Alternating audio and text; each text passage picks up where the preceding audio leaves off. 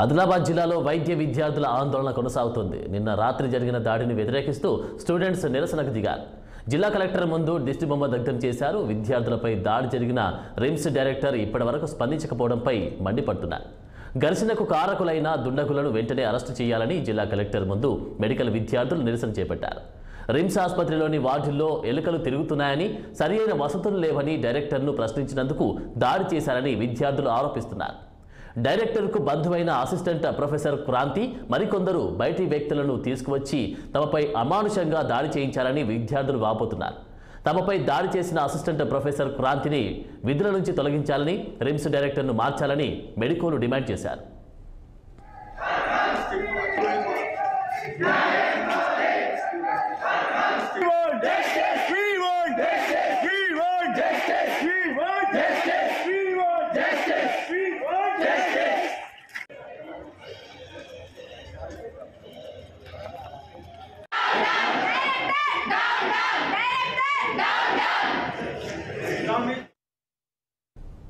ఇవి bulletin updates. Keep watching 6 TV.